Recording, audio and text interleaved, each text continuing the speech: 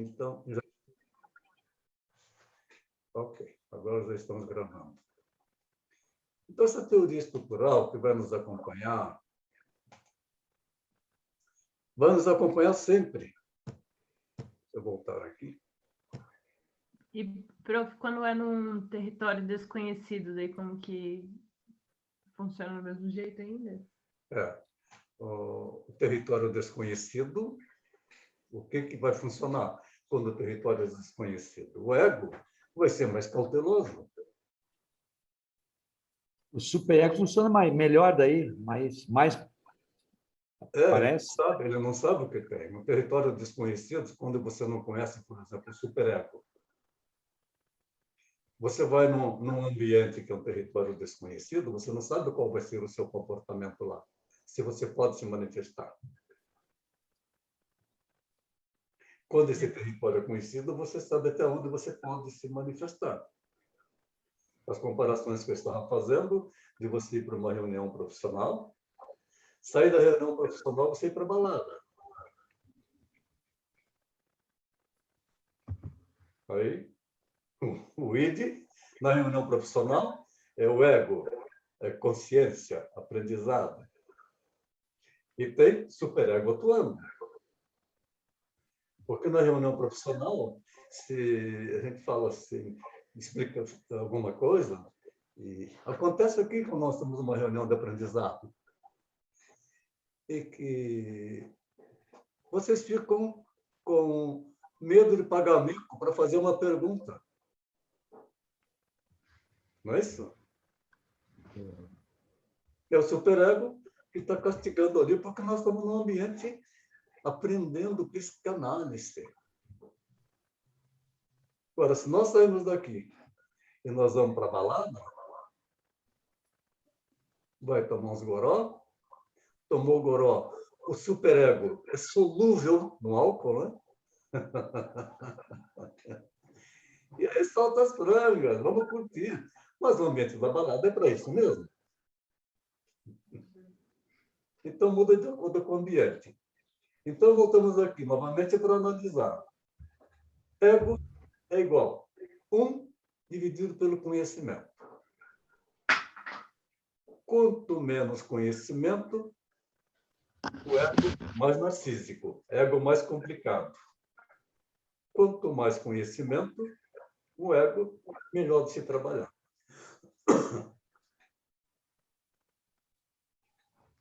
É isso aí, que você está andando, você não conhece que você tem sombra, então você se assusta com a própria sombra, porque ela pode se transformar na sombra do seu ego.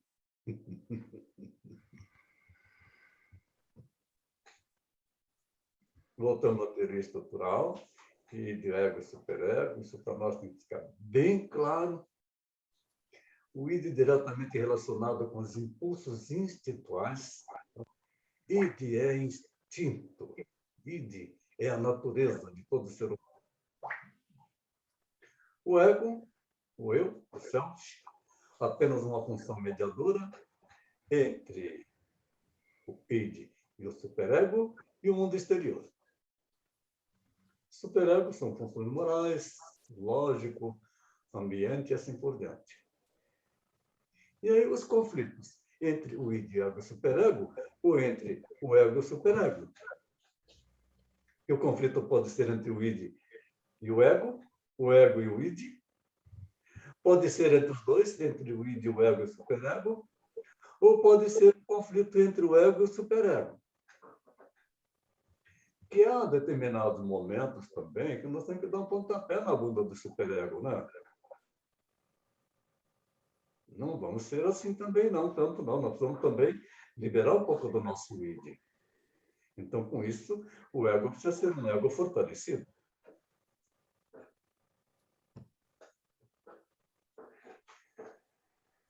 O id.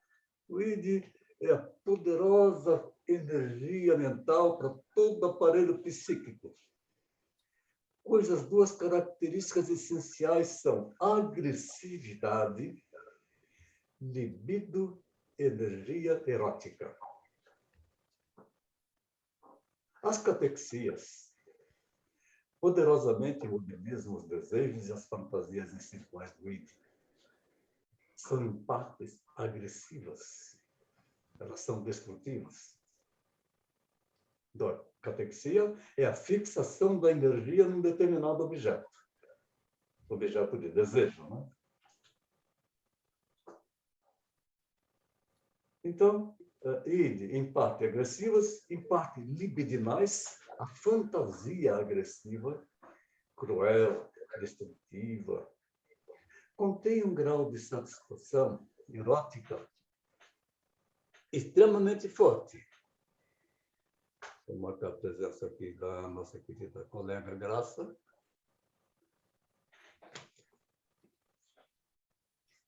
Essa fantasia agressiva, cruel, destrutiva, contém um grau de satisfação erótica. É quando nós falamos satisfação erótica que é o sadismo, que consta da história do Marquês de Sade. Representantes mentais dos impulsos instintuais e desejos.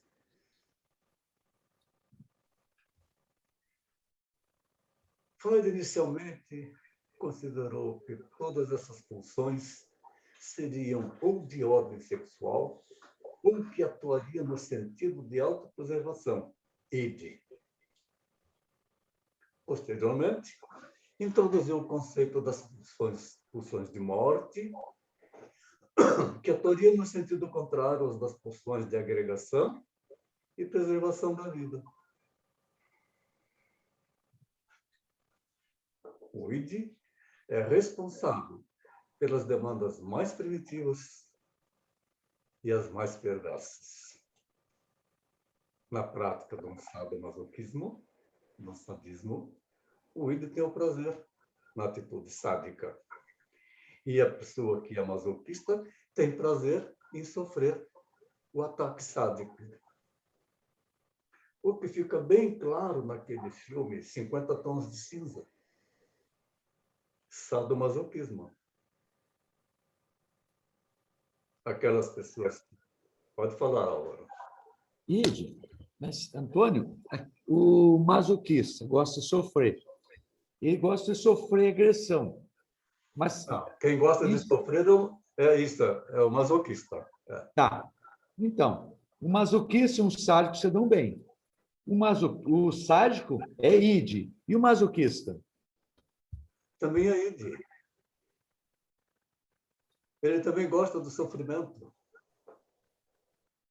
É interessante isso, né? Esta combinação sadomasoquismo, id. Porque ela tem prazer no sofrimento. As pessoas desenvolvem tanto aspecto assim de sadomasoquismo, principalmente quando começam a ficar mais perturbado no seu equilíbrio mental, e tem prazer em se machucar. Quando nós falamos das estruturas borderline, a pessoa se corta. E ela tem o prazer em se cortar.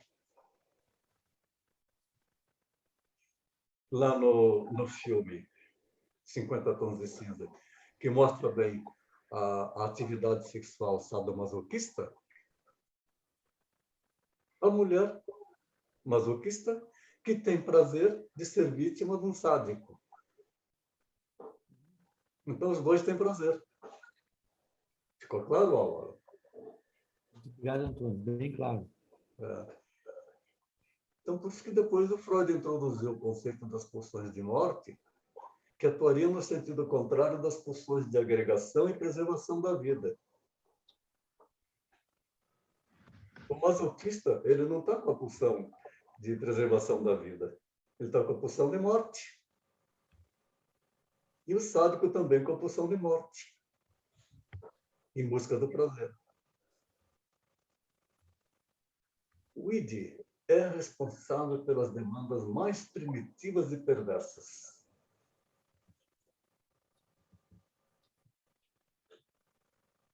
No início da vida, o ego é representado por um grupo de funções sensoriais e motoras a serviço do id no mundo exterior. Desde o início da vida, porque o ego, ainda pequenininho, ele tem suas funções sensoriais e motoras a serviço do id no mundo exterior. É quando a criança começa a destruir as coisas.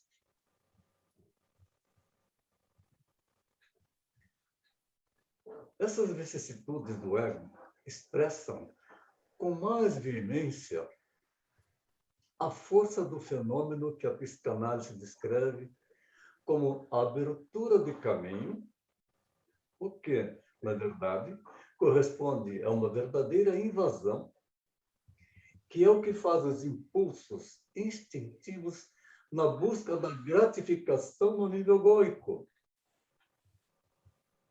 Quando se experiencia o quadro que é descrito pelo paciente como de uma sensação de tensão e desprazer. Então, quando estamos ouvindo uma pessoa, ela pode estar manifestando algo realmente do id, que vai estar com coisas do id, mas também pode ser coisas recorrentes, mas ela pode ter prazer na maneira como ela está apresentando a sua situação. Buscando sempre uma gratificação no nível egóico. A gratificação essa que nós não vamos dar, que nós vamos pontuar para que ele possa realmente resolver a sua própria vida e controlar, portanto, a sua pulsão de vida e a sua pulsão de morte.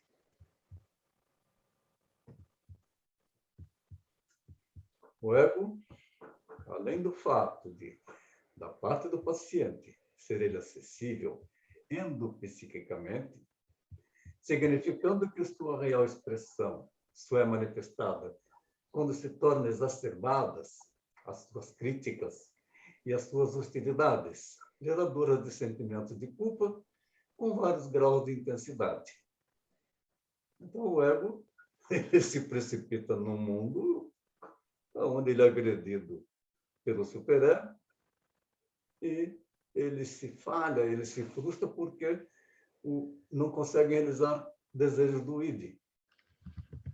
Quando mergulha nisso, que ele entra, então, portanto, numa depressão, porque está sem desejo, está sem prazer na vida.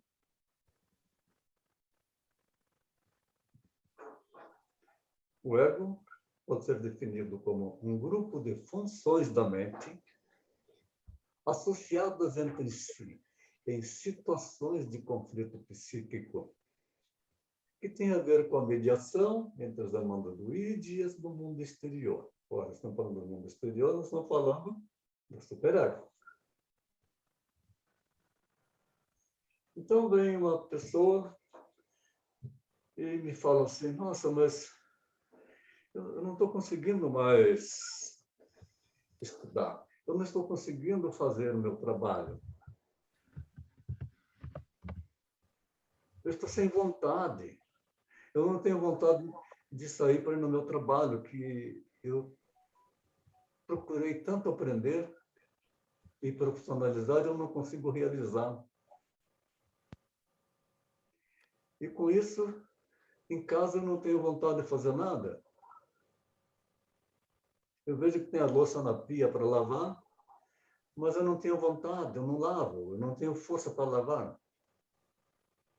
Eu quero levantar cedo para ir caminhar, mas chega de manhã, eu fico com aquela preguiça, não levanto. Ora, o desejo dela está muito fraco. Está faltando desejo. Aí o id está produzindo pouca libido, porque se tiver uma libido, um desejo que faz com que a pessoa queira alcançar, ela vai levantar muito cedo, sim, e vai partir para cima, porque quer realizar o desejo. Fica claro isso? Sim. O ego pode ser definido como um grupo de funções da mente associadas entre si em situações do conflito psíquico, que tem a ver com a mediação entre as demandas do id e as do mundo exterior. Ser humano sem desejo está ferrado. É necessário ter desejo. É necessário realização. As funções do ego na vida adulta, nos primeiros meses e anos de vida, tem uma relação genética, né? destacando seus efeitos dos primeiros conflitos sobre as funções ulteriores do ego. Compreensão de angústia e da defesa, através do que se manifesta na clínica, quando do conflito patogênico. Nós estamos falando de conflito patogênico, nós estamos falando de doença. Há pessoas que carregam conflito patogênico, está doente, porque aquilo vem há muito tempo, se arrastando há muito tempo, é crônico. Determinado comportamento, determinado sofrimento que se carrega aí por 3, 4 meses, é crônico. Ele está se tornando patológico. Então, aí, o trabalho a ser desenvolvido aqui é fazer uma descarga disso para tirar essa potência que está anulando a pessoa. O ego, esse é o nosso objeto como psicanalista. Nós não somos caçadores de id e nem de superego. Nós estamos atentos ao ego. Quem está em conflito é ego. Então, nosso objetivo como analistas, interessados que devemos ser no material do id, interessado no material do id, mas interessados também no superego da pessoa, a sofrer modificações impostas pelo ego, associado ao superego, o que implica da nossa parte no cuidado em estabelecer as expressões de um e de outro. Como também, com o mesmo empenho, estabelecer regras compatíveis para a expressão do id. E sabemos, como nós estamos com o ego na nossa frente, é o ego que está se manifestando. Mas ele está cheio de mecanismos de defesas. Ou ele está com muito sofrimento. E se ele está com muito sofrimento, é a expressão do id, que não está conseguindo ter prazer. Aí me procura um paciente, já de seus 53 anos de idade, que foi encaminhado para mim por uma psicóloga bem experiente, e também já tinha sido indicado por um psiquiatra. E ele senta lá e diz assim para mim: eu não tenho prazer em nada na vida, nem prazer sexual. Um homem com 53 anos. Eu só ouvi, eu deixei ele falar. Eu falei, ok, vamos fazer o seu tratamento, eu vou te escutar. Aí ele virou para mim, tá bom. Então vamos fazer um ping-pong. Você pergunta, eu respondo. Eu falei para ele, não. Nós temos 50 minutos aqui para a nossa sessão. Você tem a liberdade de você falar o que você quiser, o que vier na sua cabeça. Eu não vou fazer perguntas. Se eu achar que devo pontuar alguma coisa, eu vou pontuar, mas não aqui, não vamos fazer ping-pong, não. É para você falar o que você quiser. Se você não quiser falar nada também fica à vontade aí. Nós não estamos contando o tempo aqui, ó. Está passando seu tempo.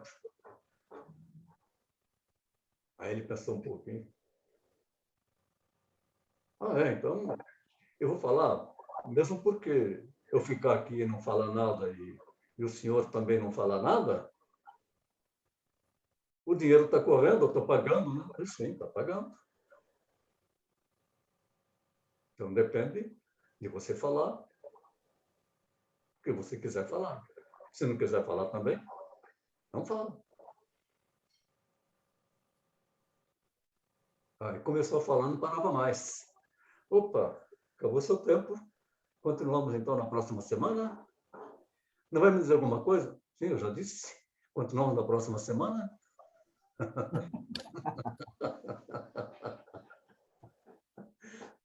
Legal, né? Então, ego, nosso objeto como psicanalista. Estão interessados no material do id. Mas esse está dizendo que não tem prazer. Então, cadê o id? Então, ele está depressivo. E quando ele diz aí que não tem prazer em nada, a única pergunta que eu fiz para ele foi assim: como é que você já pensou em se matar? Eu não perguntei se ele tem pensamento suicida. Como é que você já pensou em se matar? Porque se ele está sem id, para que viver? A vida não tem prazer. Não tem razão de vida. Mas só aí já é uma vontade também, né? De não viver também já é uma vontade. Aí ele me disse: eu acho que a melhor forma de se suicidar é na forca. Eu falei: legal, você já experimentou alguma vez? Eu fui experimentar, mas na hora que eu fui fazer lá, eu fiquei pensando nos meus filhos, que seria muito doído para eles me ver enforcado. Eu falei: e mais alguma outra? Uma outra vez eu peguei, ele é militar, e eu cheguei aqui naquela praça ali de Itajaí, pensei: eu vou pegar meu revólver aqui, vou dar um tiro na minha cabeça aqui na praça. E foi legal. Você queria realmente se matar ou você queria dar um espetáculo?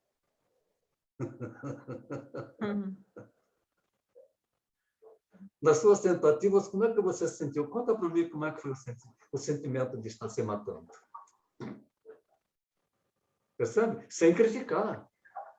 Me interessando por ele.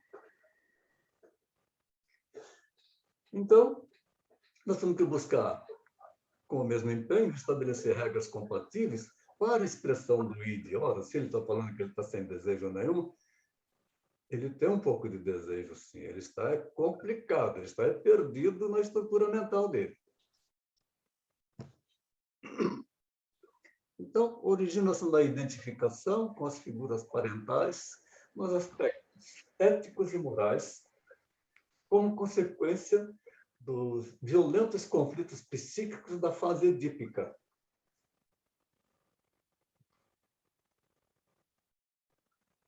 O rival edípico, lá do complexo de Édipo damado, que todo mundo passa, vai exercer maior preponderância na formação do núcleo do superego pela fantasia da ameaça de castração. E com isso gera angústia. Internalização da ameaça paterna, passando a constituir a própria mente do sujeito pela identificação com esse aspecto paterno, tornando-se capaz de criar defesas contra os seus atemorizantes desejos incestuosos e parecidas, desenvolve condições de controle.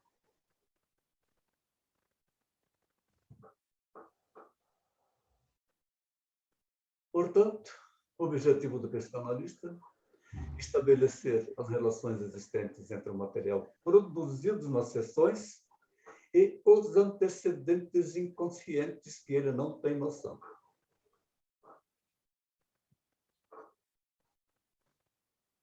Sintetizar os elementos inconscientes, cuidando também para que os fragmentos da história passada e presente, conscientes e inconscientes, sejam relacionados entre si, de maneira a dar uma ideia de continuidade e de coerência à vida do paciente. Na maioria das vezes, os discursos são incoerentes, porque está cheio de mecanismos de defesas. O ego quer se mostrar, mas o ego também ele quer ser chamado de coitadinho. Levantar o material a ser comunicado ao paciente, tomado dos insights alcançados, se alcançou algum. Se não alcançou, não tem que levantar material ainda. Verificando quão útil vai sendo o procedimento para o paciente. Nas sessões de análise, há dificuldades, mas pelo menos contamos com algo concreto, os derivados do inconsciente na fala da pessoa. Trata-se de uma forma intensiva de deslocamento de catexias para ideias associativamente conexas, menos objetadas por parte do ego consciente. Então, neste caso deste paciente militar, ele já está na reserva, e ele foi para a reserva cedo, porque ele passou por tratamento psiquiátrico, e que, aliás, aí ele foi me contando que ele já tomava medicação psiquiátrica desde os 8 anos de idade. E que não adiantava mais continuar fazendo tratamento psiquiátrico, já não existia mais remédio que pudesse fazer com que ele melhorasse. Que coisa, né? Não vai melhorar nunca mesmo com a medicação. Ele só tem uma oportunidade, uma chance de melhorar na vida dele com terapia. Para ele se responsabilizando pelas coisas dele, para resgatar os desejos.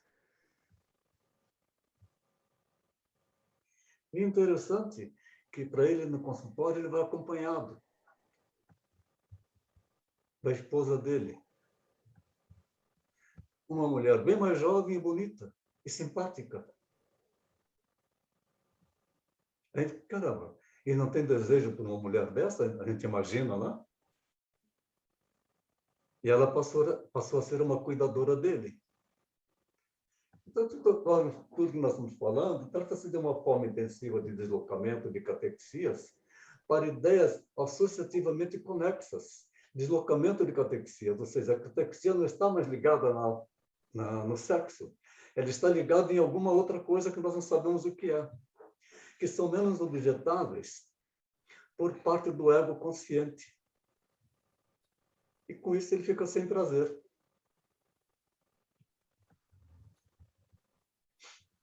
Geram sensações difusas de toda ordem, que se somam tensões também difusas, as quais, quando não se deparam com contra-catexias, com grande poder de inibição, resultam em estados diversos que se manifestam nos sintomas, nos sonhos, nos xistes, nos atos falhos.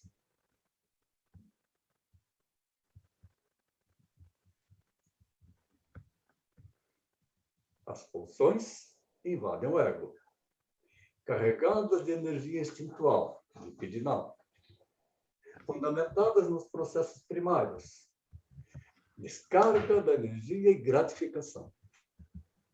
Ou seja, o ato sexual em si, descarga da energia e a gratificação pelo prazer.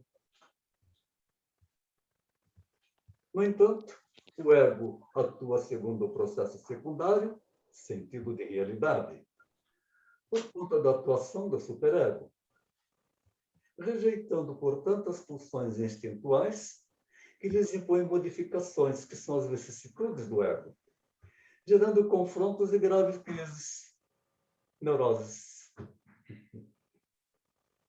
Sacou agora, Álvaro?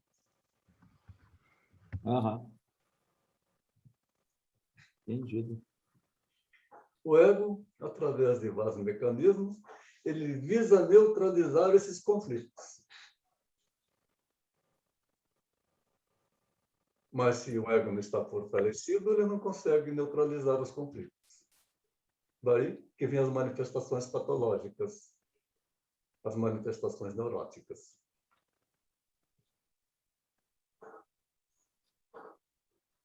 Ei, superego danado, né? Que se origina na identificação com as figuras parentais, particularmente nos aspectos éticos e morais, como consequência dos violentos conflitos psíquicos da fase edípica, da fase da criação da criança.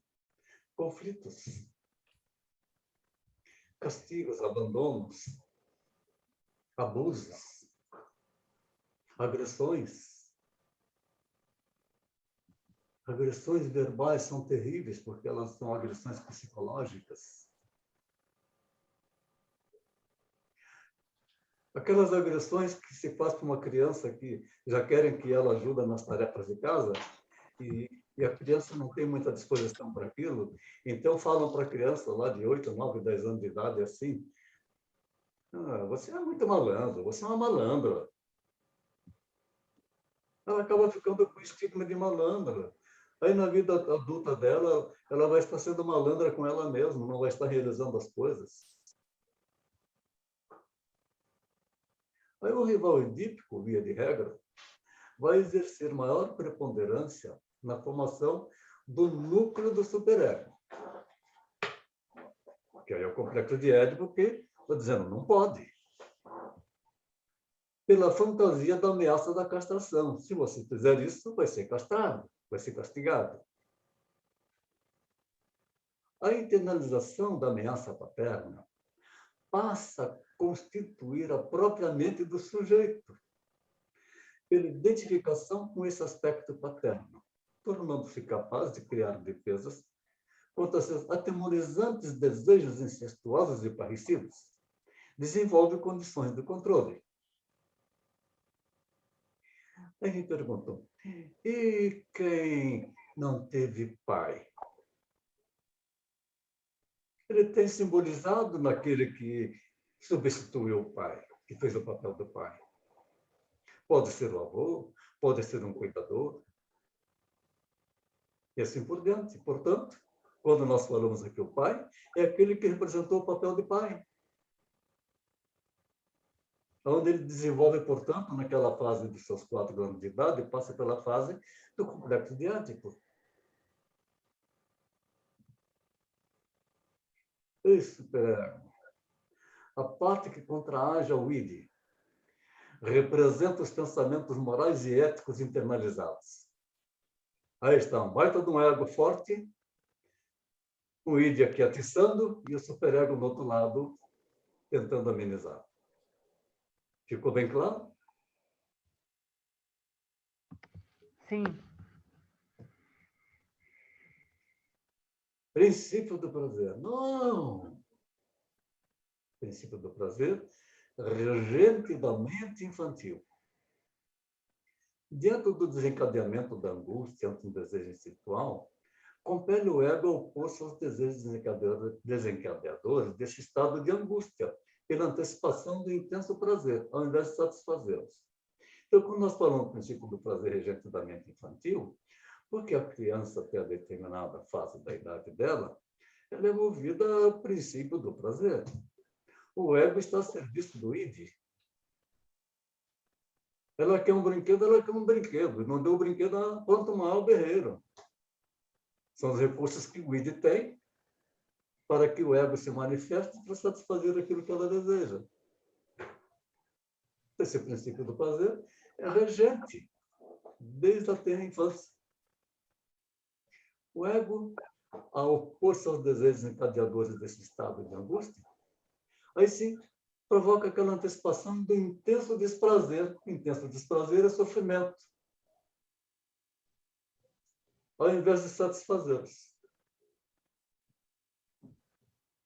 O conflito psíquico e as diversas linguagens do ego, esse conflito psíquico, coloca essa figura novamente. Nós temos no lado o superego e no outro lado o id.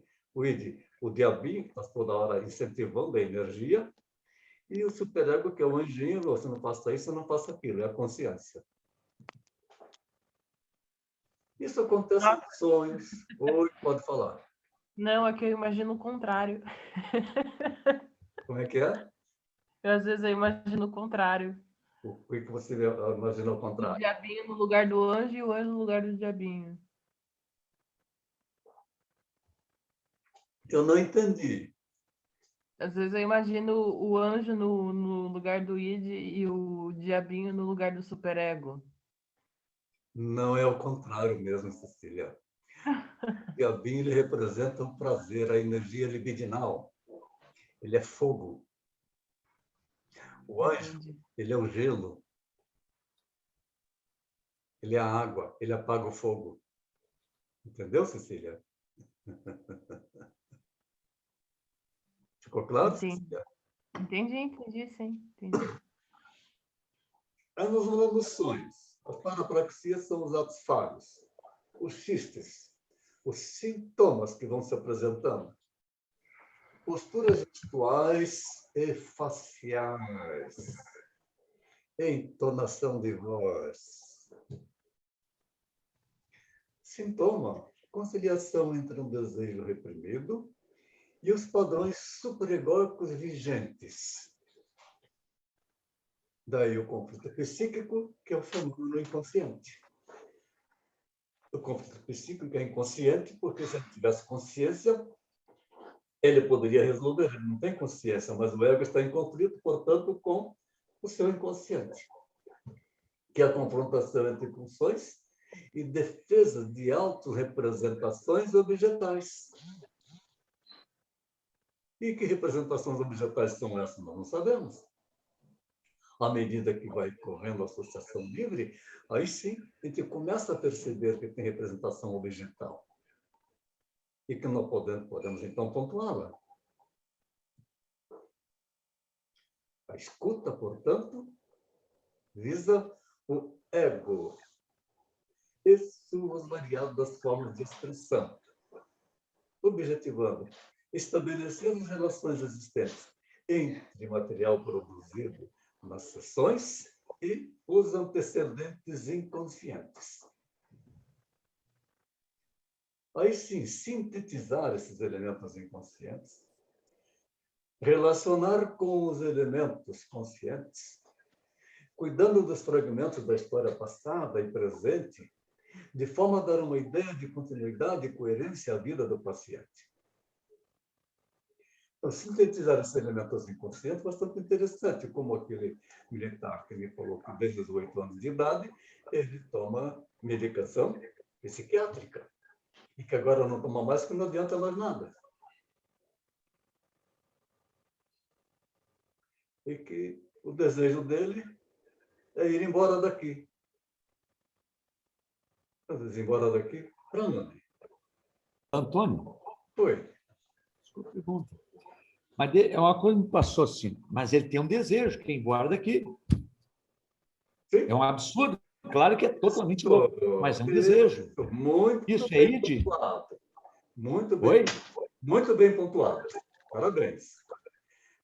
Então ele tem um desejo.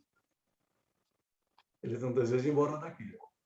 Então é alguma fantasia interna dentro dele que numa outra vida ele vai ter prazer. Muito bem colocado, Paulo. Parabéns.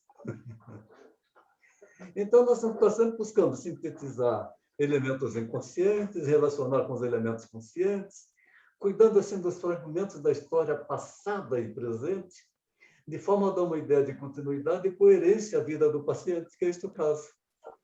Isso leva tempo. Isto não se resolve numa sessão de análise. Nós não sabemos quanto vai ser necessário de sessão para chegar nesse ponto, para que ele realmente possa adquirir uma coerência.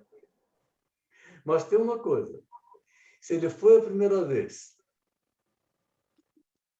e chegou antecipadamente, ele está com o desejo. Eu não vou dizer isso para ele. Se ele vai a segunda vez e ele chega também antecipadamente, ele está com desejo, ele está começando a ter esperança. Não é isso? É muito legal. Então, nós não sabemos quando realmente vai vir à tona o que está provocando esse estado de desprazer. Então, para levantar esse material tomado dos insights alcançados, eu já tive um insight aqui, porque se ele está indo lá e está chegando antes, é porque ele está com desejo, ele tem desejo de ficar bem. É isso, deixa eu desligar isso aqui.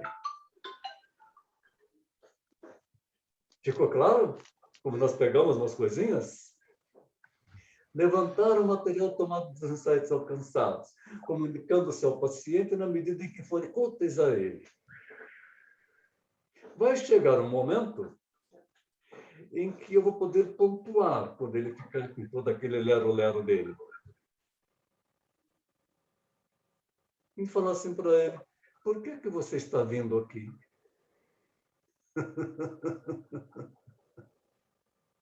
Tá certo? O que faz com que você venha aqui?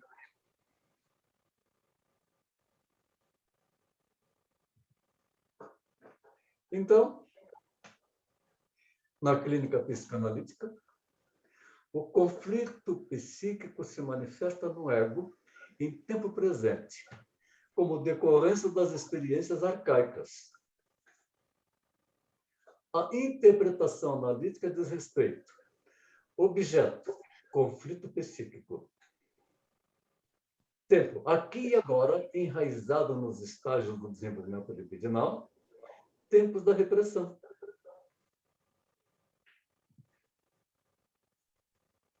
Então, minha gente, questões implicadas na associação livre.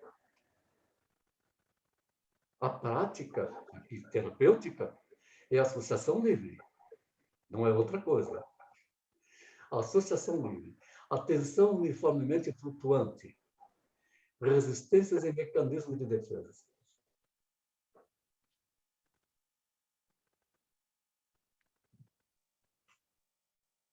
Na clínica psicanalítica, os derivados do inconsciente, a ação da censura sistêmica impede a passagem do sistema inconsciente ao pré-consciente, que é o conteúdo reprimido. E esse sistema, ele está onde? Ele está no self, ele está no ego.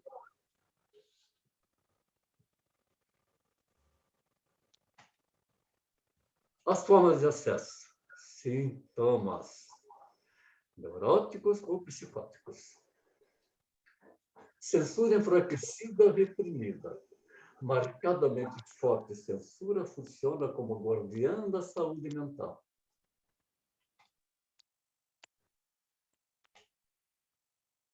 Os xistes, que são a repressão de um representante instintual, que, sob outras formas circunstanciais, seria rechaçada e temporariamente removida, porque ele não vai ter mais o que fazer graça com a sua própria doença.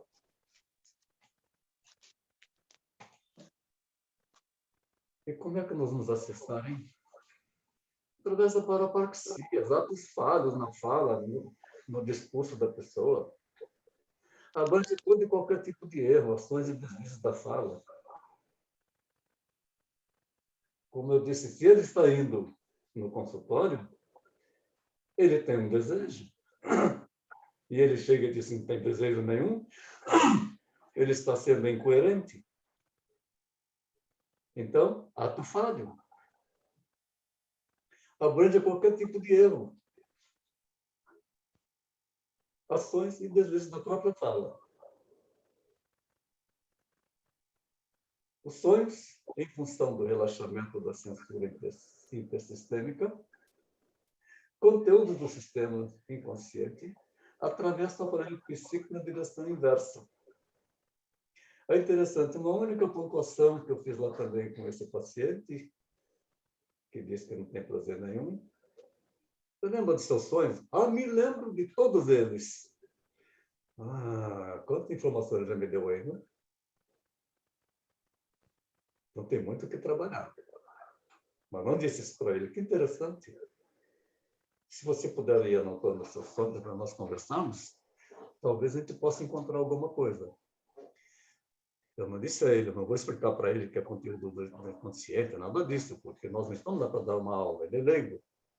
Mas nós sabemos que os conteúdos do inconsciente, do sistema inconsciente, atravessam o aparelho psíquico na direção inversa, catequizando resíduos minésicos com intensidade para torná-los conscientes sob forma de percepções sensoriais, em forma de figuras, de objetos, símbolos que a gente encontra nos sonhos. Por isso que a gente tem que depois também trabalhar bastante a leitura, o aprendizado, a interpretação dos sonhos.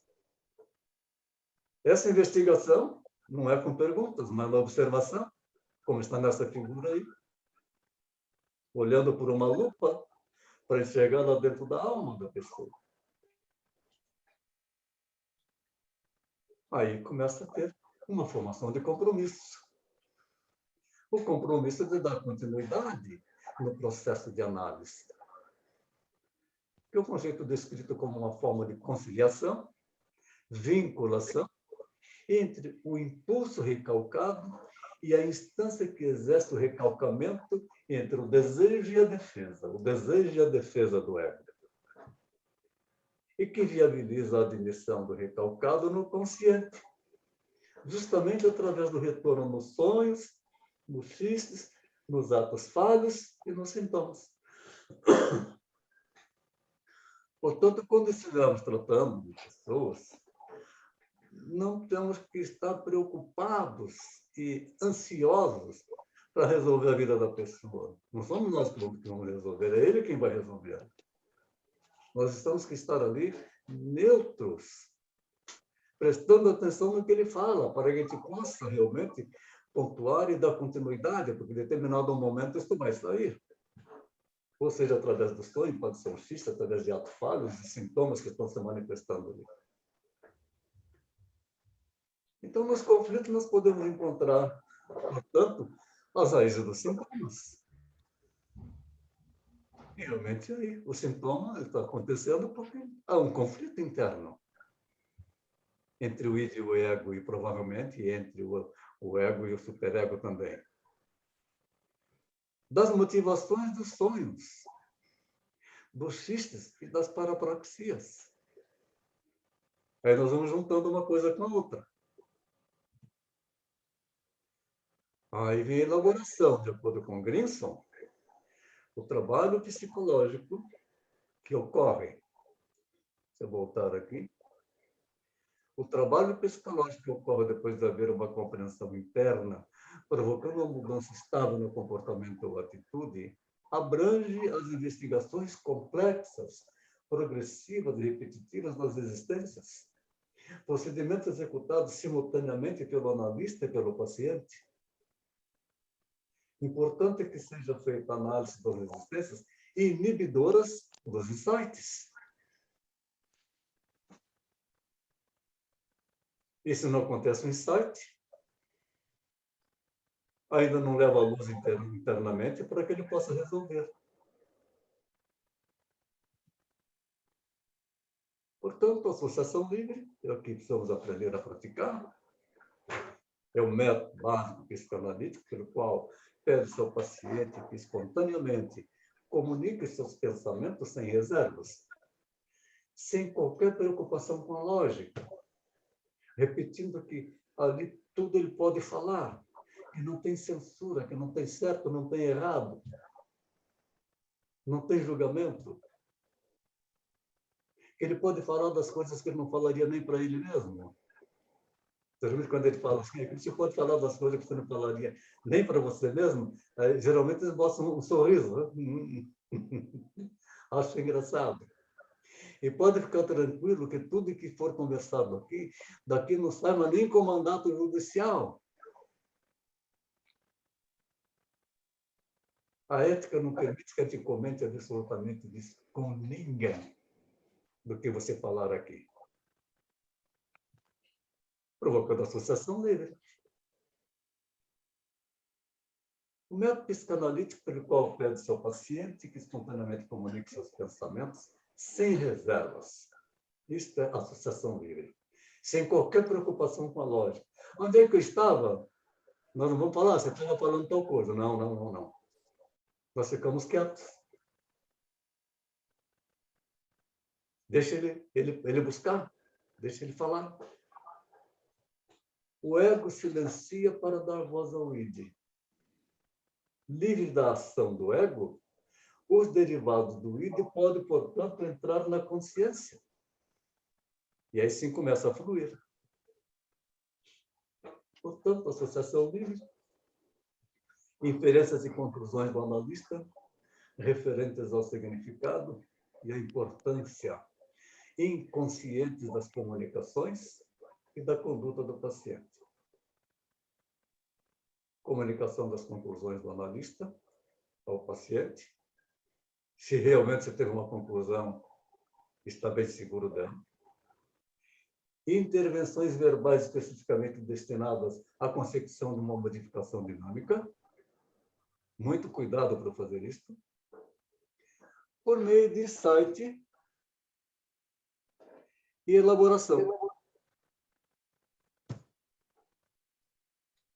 Ficou claro? Pode.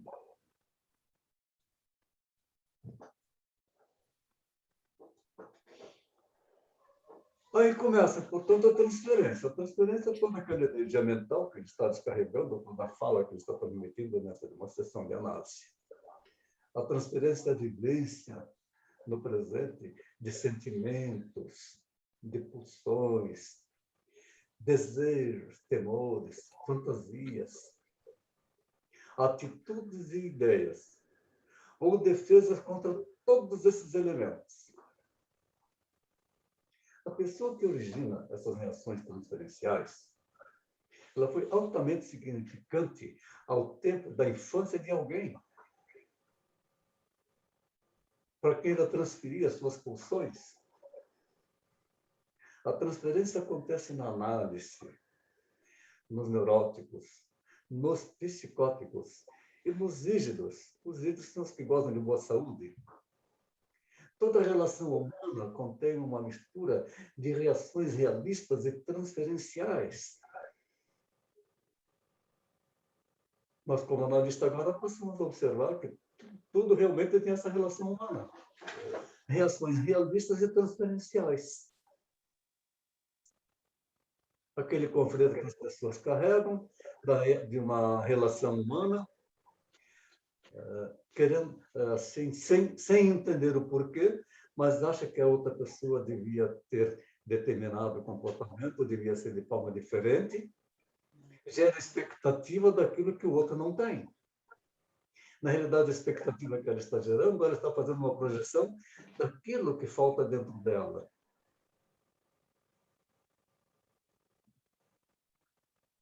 E a contra-transferência, portanto, aí na sessão de análise, é o conjunto das reações inconscientes do analista, referidas ao analisando. Aí, muito cuidado, toda vez que perceberem que vocês tiverem qualquer tipo de reação referida ao analisando, a pessoa com quem você está lidando, por favor, peça um socorro, supervisão, para poder trabalhar isso. Porque vai acontecer sim, com toda certeza. Há situações em que vão ser expostas e que vocês vão ficar escandalizados, ou vão achar que é um verdadeiro absurdo. Quer falar alguma coisa, Álvaro? Antônio, eu estava para te perguntar mesmo isso aí. Então, a contra-transferência, essa não pode acontecer. Seria, Não. vamos dizer, a falha do psicanalista. Não. A contra-transferência é muito importante. A análise começa realmente a funcionar quando acontece a contra-transferência. Tá, mas tem a contra-transferência. Aí agora nós vamos entrar no conflito. Mas tem duas posições. Tem o pontuar e tem a contra-transferência.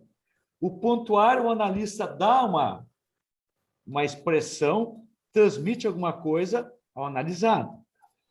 E a contra-transferência não seria, por exemplo, o sujeito contou alguma coisa muito constrangedora e o psicanalista ficou, vamos dizer, demonstrou susto ou demonstrou espanto, se é alguma coisa parecida, ou como seria? Isso.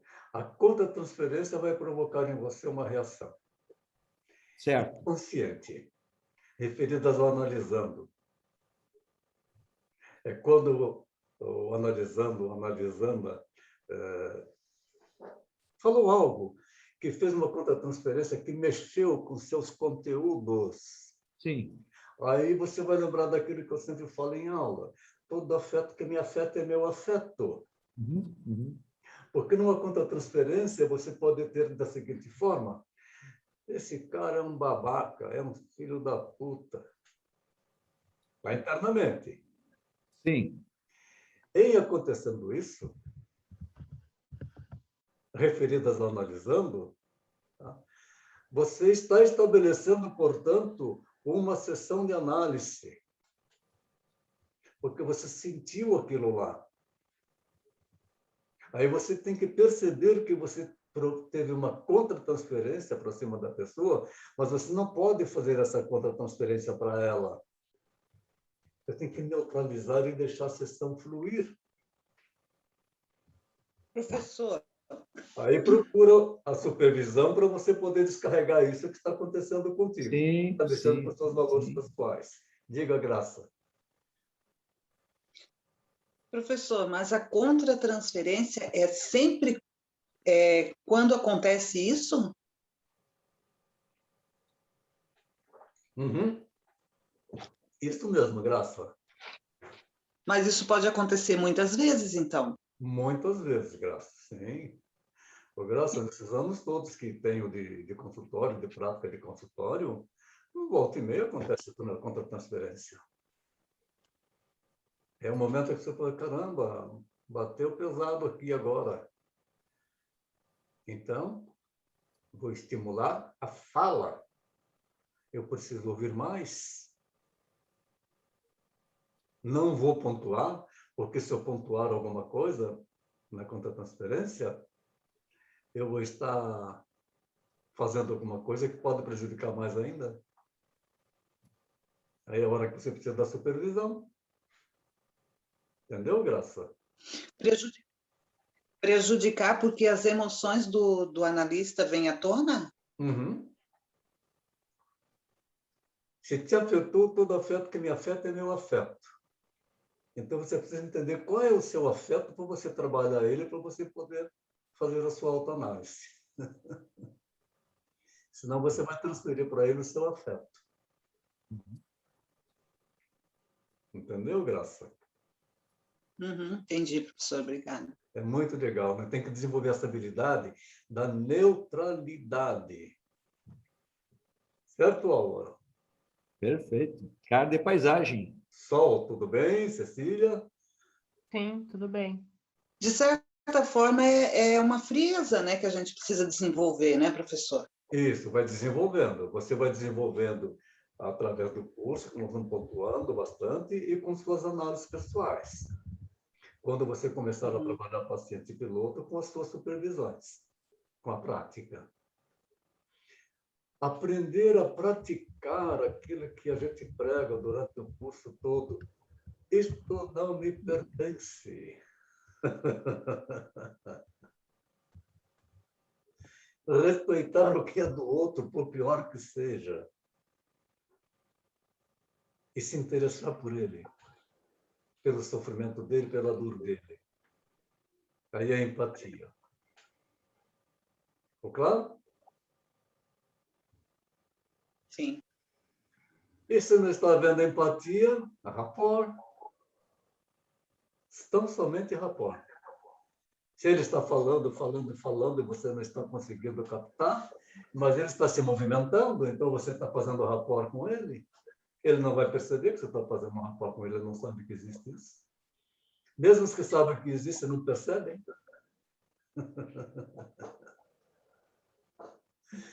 É bem legal. Lá no final do curso, vamos praticar um pouco mais também, para a gente fazer mais a interpretação sensorial. Movimentação dos olhos, o tamanho da pupila, né? Tem que olhar os olhos da pessoa, essa expressão toda que tem, para que lado que está olhando. Você tem que estar com tudo isso ligado para poder fazer uma interpretação. Esta imagem que está aí mostra perfeitamente ligado na contratransferência e na transferência. A primeira constatação, se tratando de contratransferência, refere-se à conotação de perturbação que sobressai na definição, mesmo porque tudo gira em torno de reações, que, sendo inconscientes, ampliam e fortalecem ainda mais a compreensão da extensão dos danos que tais atitudes emocionais da parte do analista podem desencadear. Aí tem que lembrar, neutralidade, cara de paisagem, não é, Álvaro? Rapport. O mugido, né, professor? Em sessão de análise, você não é o que você é fora da sessão de análise, tá? Em sessão de análise, você é neutra. Fora da sessão de análise, você tem todas as suas emoções nos seus relacionamentos. O que vai melhorar também na sua vida social, evidentemente. Porque você vai saber que está acontecendo alguma coisa, você começa a neutralizar. Certo? Uhum. Por isso que eu disse lá no começo do curso que aqueles que chegaram lá no começo do curso, 5, 6 meses depois, não seriam mais as mesmas pessoas. E vocês já estão nesse processo já de modificação. Vocês devem estar percebendo isso. Não são mais as mesmas pessoas. Então, vamos lá. Na contra-transferência, a resistência normalista, causada pela ativação de conflitos internos, a perturbar a sua própria compreensão, o seu procedimento na análise, produzindo pontos cegos. As transferências do analista relativas ao seu paciente, por ter o paciente se tornado um substituto contemporâneo de uma figura significativa da infância do próprio psicanalista. De um trauma que você tenha passado lá na sua infância.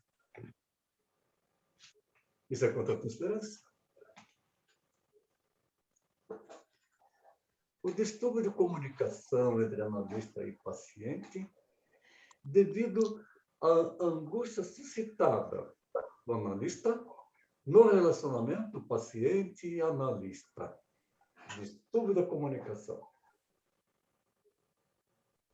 E aí, nesse distúrbio da comunicação, o analista pode entrar em conflito direto com o seu paciente e eles passam para uma discussão.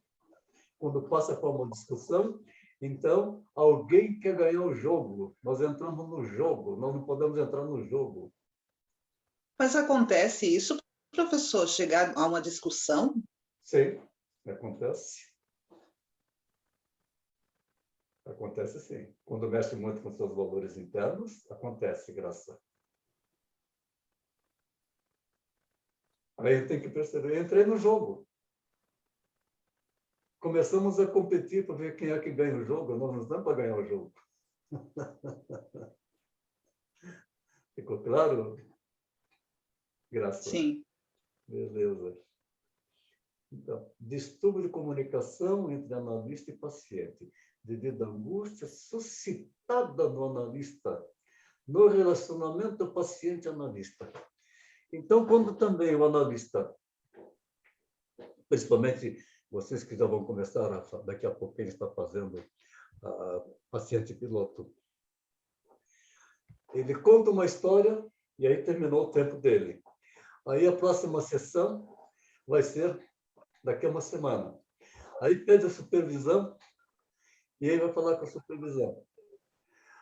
Mas, então, ele agiu assim, assim, assim, assim, assim. Como é que eu vou fazer na próxima sessão? Angústia. Você não vai fazer. Mas e se ele falar tal coisa? Você não sabe o que ele vai falar. Cada sessão é uma caixa de surpresas. Alguém uma vez me falou, caixa de Pandora. Não, não concordo com a caixa de Pandora. Porque a caixa de Pandora, ela liberava monstros que transmitiam doenças, né? Nós não sabemos o que vai sair, porque na próxima sessão é uma caixa de surpresa, que tanto pode sair monstro, como podem também sair coisas maravilhosas. Nós não sabemos qual é o conteúdo de uma pessoa. Então, nunca gerar uma expectativa. Não precisa ter aquela angústia do que eu vou fazer com isto. Não é você que vai ter que fazer com isto, é ele que vai ter que resolver o que fazer com isto. Você só vai ouvir. Percebe? Ficou claro para vocês? Ficou claro, Graça? Ficou. Uhum. Cecília? Sim. Sol, Álvaro? Que bom. Ô, professor, só uma pergunta. Opa, vamos lá. Aonde o analista... Pode parecer uma pergunta boba, né? Mas eu vou perguntar. Olha o superego dela atuando, tá vendo? O superego já atuou na Graça aí, porque ela já foi justificar, pode parecer uma pergunta boba. Graça, minha querida, não tem pergunta boba aqui, Graça. Fique à vontade. Todas as perguntas são muito bem-vindas. é que você, seu superego, já falou assim com você, seu ego disse assim, poxa vida, e se eu for pagar um mico? Faz uma pergunta boba, percebe? Por isso que eu tenho que pontuar na hora que eu vou... Ah, mas eu não me importo com isso, professor. Eu pergunto do mesmo jeito. Ótimo. Vamos em frente. Onde o analista entra nessa contribuição do processo de cura do paciente, que isso é um trabalho dele e não nosso, né? Não é isso? Onde nós entramos, então? Você se lembra da primeira... Onde nós participamos desse processo? Você se lembra da primeira aula? Lembro. O último slide. Da primeira aula? Do último slide. 100% humano? O 100% humano, tudo bem. O cara conversando com a estátua. Aí entra o psicanalista. O psicanalista é a estátua. Você entra ouvindo. Ouvir, ouvir, ouvir e ouvir. Aí está a sua grande contribuição. Sem julgamento, sem censura, sem expressão. Ouvir sem expressão. Porque você vai ouvir coisas que vão provocar em você determinadas contratransferências e que você pode não falar, mas você reage inconscientemente. A sua expressão facial, a sua postura. Neutralizar. Ouvir. Então, na verdade, o que ajuda nesse processo de cura é a própria fala do paciente. Isso, é a cura pela fala. Positivo, parabéns. É bem isso. Certo? Interessante, né? A cura pela fala. Não é você que vai resolver. Quando tem a chance de pontuar, nós vamos pontuar.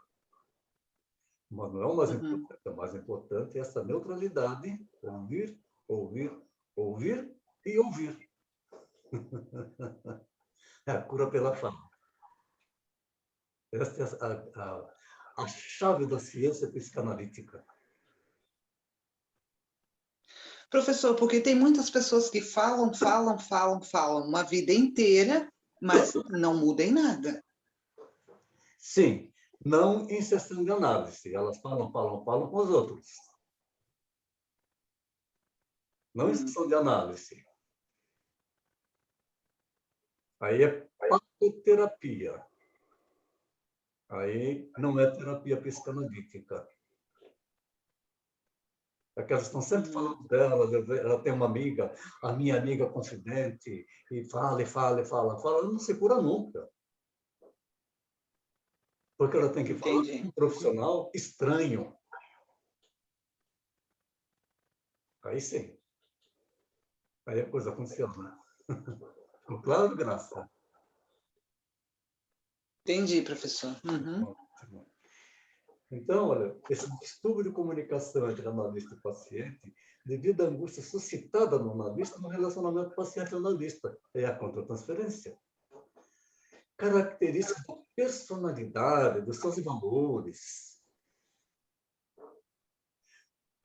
que ao se refletirem no seu trabalho, pode eventualmente desencadear dificuldades nos seus procedimentos com a pessoa, com o analisando. Portanto, ouvir, ouvir, ouvir e ouvir. Legal? Podemos seguir? Sim. Sim. Muito bom você ter feito essa participação. A sua observação não foi nada boba, aliás, muito pertinente. Muito boa. Muito saudável. Parabéns. Antônio, eu observo o seguinte. A pessoa tem vontade de fazer uma pergunta. Ide, prego, será que está fora ou não do contexto? Pergunta. É ego equilibrado, vou perguntar. Sim. Tu está falando do paciente ou do analista, Álvaro? Não, estou falando da pessoa que quer perguntar alguma coisa. Tem ide, quer perguntar.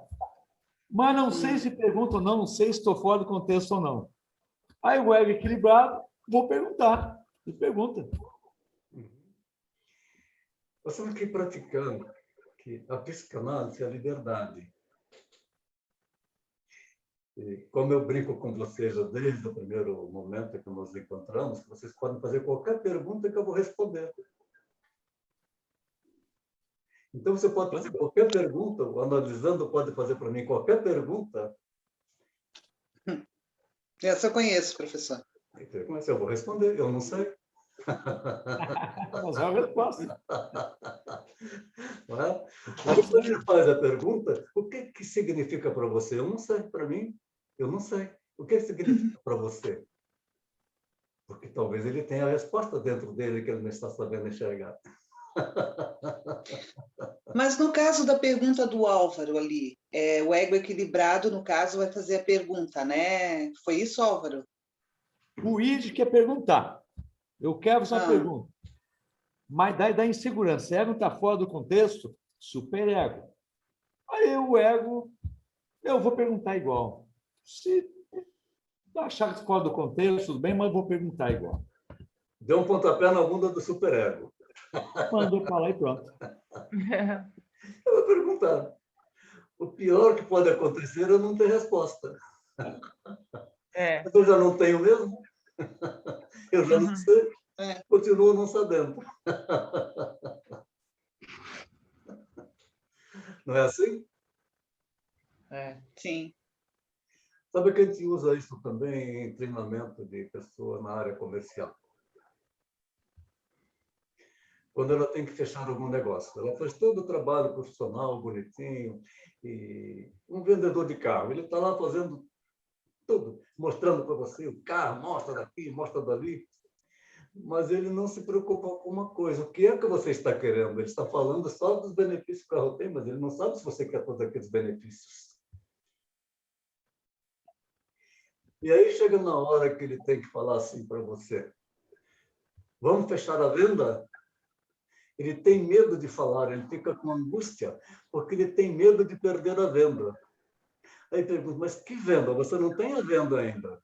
Se você fizer a pergunta, você vai ter uma resposta. Que pode ser sim, pode ser não, ou pode ser talvez. É verdade. É isso que acontece.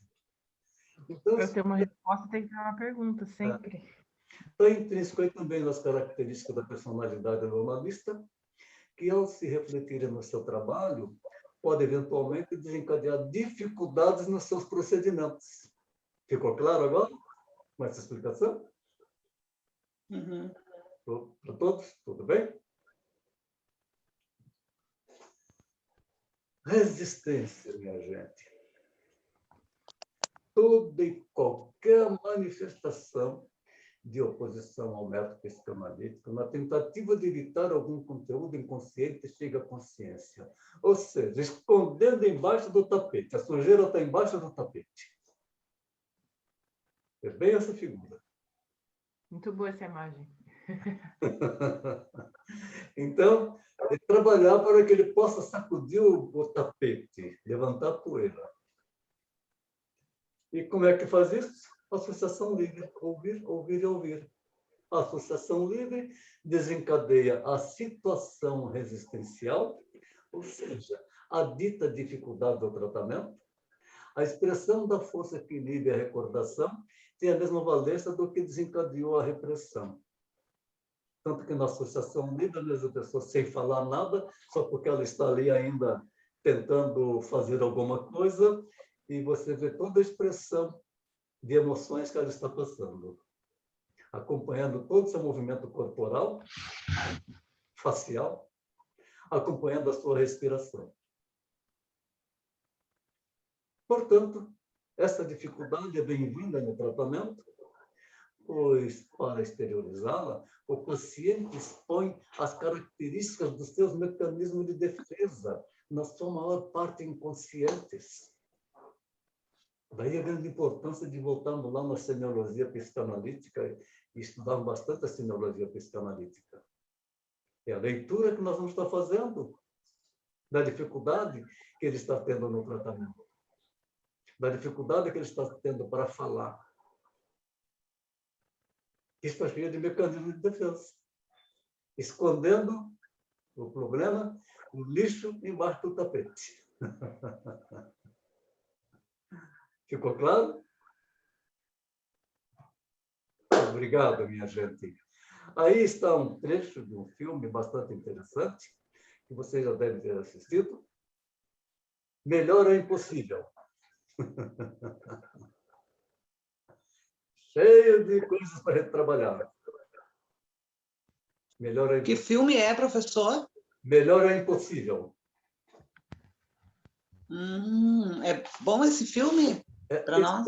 É excelente e divertido. Vale a pena. Uma comédia. Já assistiu o Sol? É maravilhoso, né? Já vi. É Esse, neurose pura. esse ator é fantástico, né? Esse ator, Jack Nicholson. Ótimo. Melhor é impossível. Assista esse filme. Eu acho que eu já assisti esse filme, não lembro. Ok. Nossa segunda parte, vocês já querem fazer amanhã? Pode ser. No mesmo horário?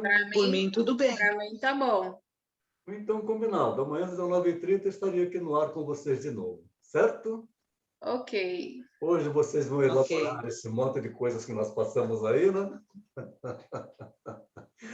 Não, Álvaro, tem que elaborar, né? Aí, tranquilo. Tá bom. Gente, uma ótima noite. Muito obrigado pela presença de vocês. Muito Obrigada. obrigada, Boa professor. noite. Do momento. Tchau, pessoal. Obrigada. Tchau.